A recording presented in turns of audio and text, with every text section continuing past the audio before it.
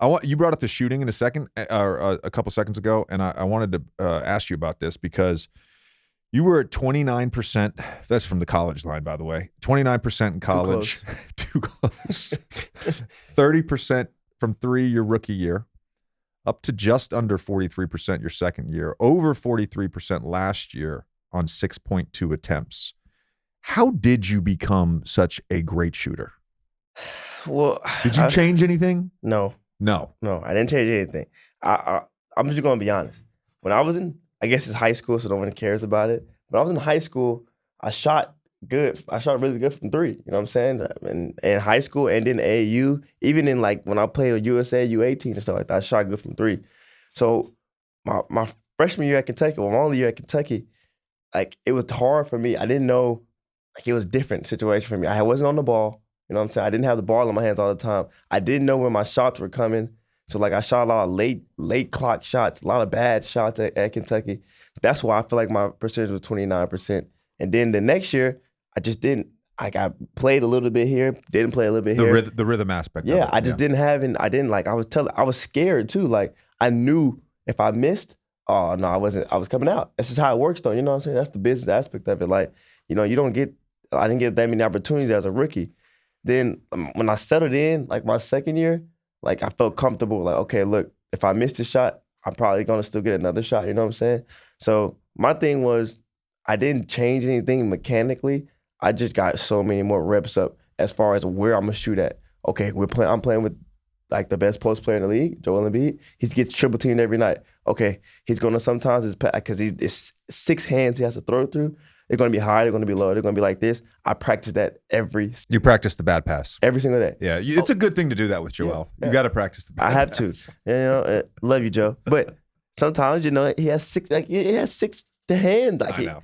So he has to throw high, has to throw low. Sometimes he's throwing at my feet. But I practice that. I practice pulling over for Joe. Like I practice all those shots because I knew. And then Ben was on our team then, so like I practiced him coming down. You know how he fires it to you. Like he throws the ball hard. So I had to adapt to all that. Different angles with Ben too. Yeah. So like with Ben, I'm glad you brought this up because I don't know how much you follow, but like we did this whole segment with Cam Johnson on shooting, and we talked about like it was more on footwork and like squaring in the air and stuff.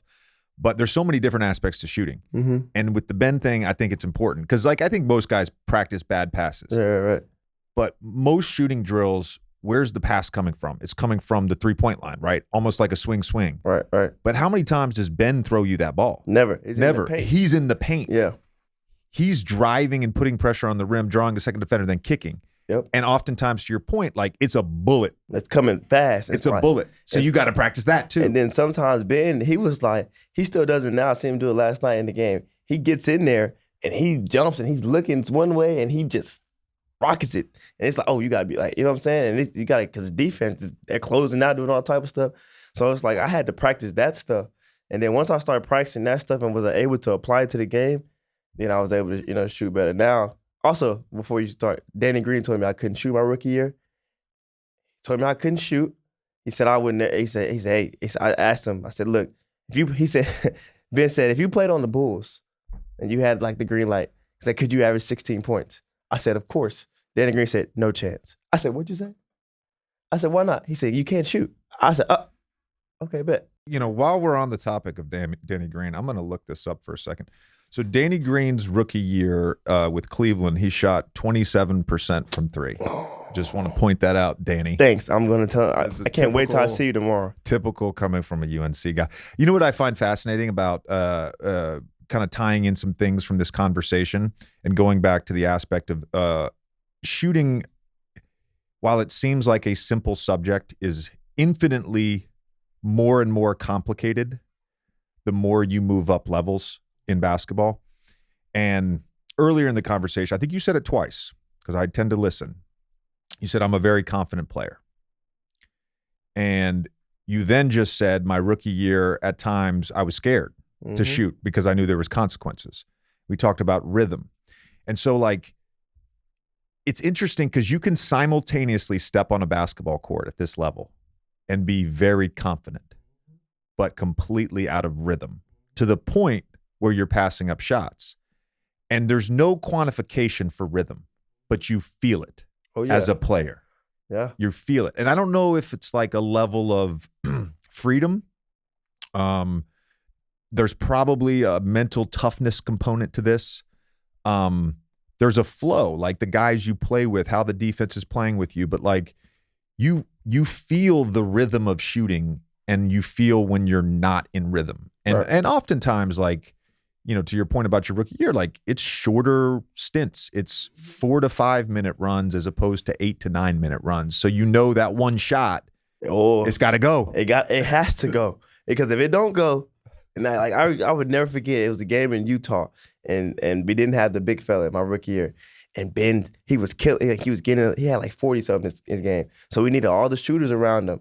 So, but it's my turn to go in. You know what I'm saying? I mean, I'm going in, and he gets down here, boom, he kicks it out to me. I missed. It's my first shot. I missed a three, and then Sam was like, "Come on, you guys bring some in. You can't miss them all." And I'm like, "Dang, this is my first shot. I just got in the game. What, Jesus?" So then the next play, I get it. They rush out at me. I pump fake. I go to the hole, and like I don't know what I did. Maybe I turned it over. He said, "Oh, now you scared to shoot." I'm like, "I am, yeah," because you just told me if I don't sprinkle it, I ain't playing no more. And then I didn't play like the rest of the next half. But I'm like, man. So like for me, then it's little stuff like that. So like for the rest of the year, every time I stepped on the court, like when I was preparing or when I had to work out, first thing I did was catch and shoot a three. As soon as I get cold, don't stretch, nothing. Just get right in there, go to the corner, catch, shoot three. Because I was stepping out, I was doing all type of stuff because I didn't want to shoot and miss and then not be able to play no more.